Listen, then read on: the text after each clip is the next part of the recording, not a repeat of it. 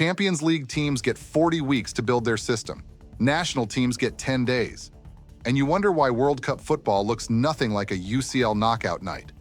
Here's the uncomfortable truth every elite manager already knows, but nobody's putting on a graphic. The tactical ceiling drops the moment those players put on a national shirt. The World Cup is the greatest show in football. It is not where the best tactical football lives. That ceiling lives in the Champions League. And the gap between them has been growing for years. In this video, we're breaking down exactly why.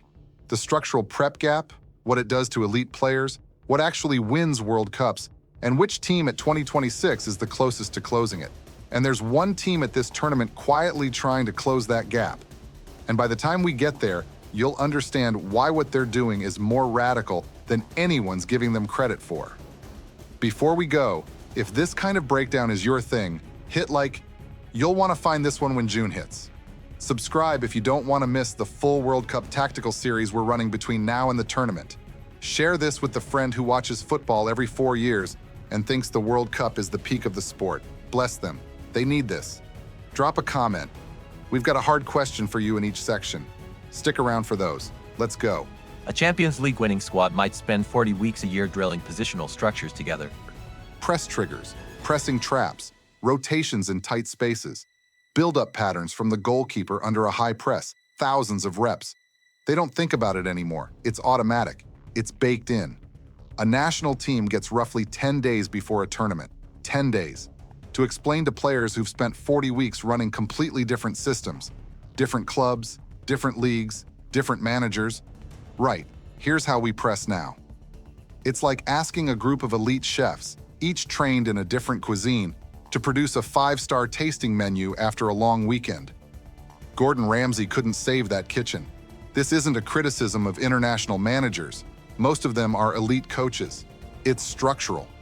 The model is broken for anyone trying to run a tactically complex system. The things club teams do on autopilot, third-man runs, press triggers, positional rotations under pressure, require months of drilling to become instinct. You can't shortcut it.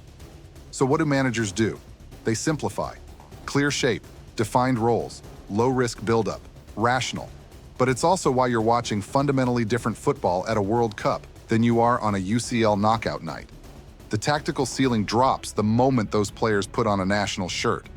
Not because the players are worse, because the system isn't there to elevate them. But here's where it gets really uncomfortable, because this isn't just a preparation problem.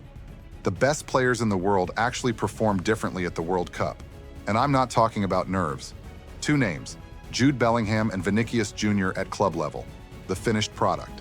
Bellingham at Real Madrid, reading second phases, arriving late into the box, pressing from the front with intelligence, linking between lines like he's been doing it his whole life.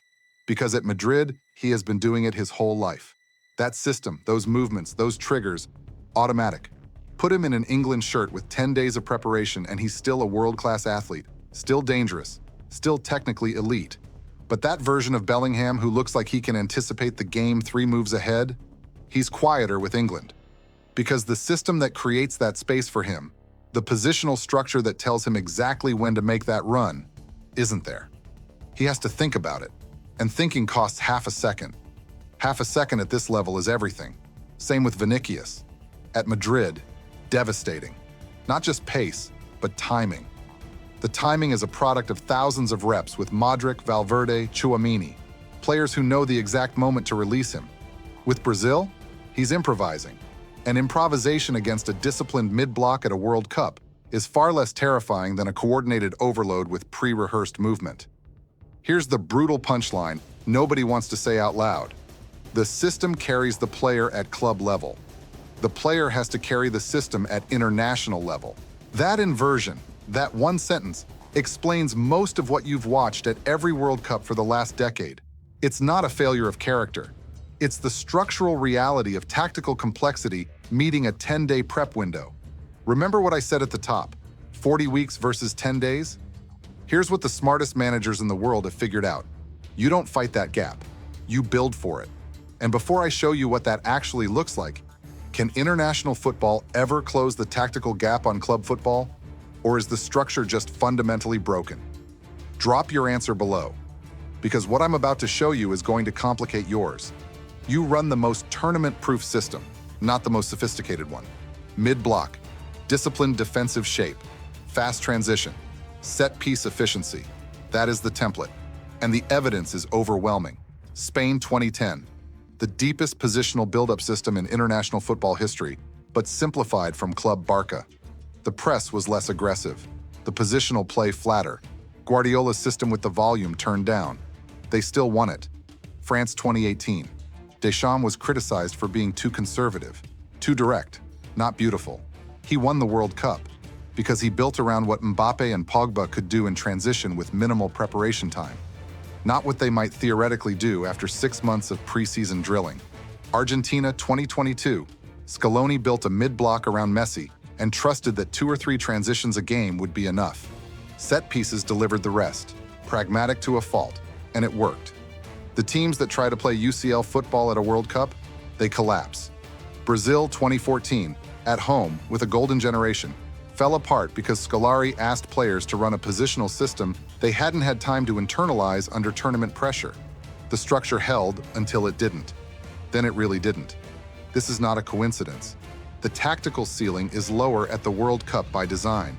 The teams that acknowledge that build for the tournament format, win. The teams that don't end up as cautionary tales. Which current national team has the best tactical identity for winning the World Cup the ugly way in 2026? Name one. Don't give me Spain. Everyone's saying Spain. Go deeper. And then there's one team that's actually trying something different, something that nobody else is bothering to do, and they might be onto something. Here's the contrarian angle I promised. There is one team at World Cup 2026 genuinely attempting to build something closer to club-level tactical coherence at international level. Not perfectly. Nothing at international level is perfect, but closer than anyone else. And they've been quietly doing it for 2 years. Spain under Luis de la Fuente. Before you roll your eyes, stay with me. Because the reason they're interesting isn't the quality of the players, it's the method. De la Fuente has done something most international managers don't bother with. He's built his system around players who already play together at club level.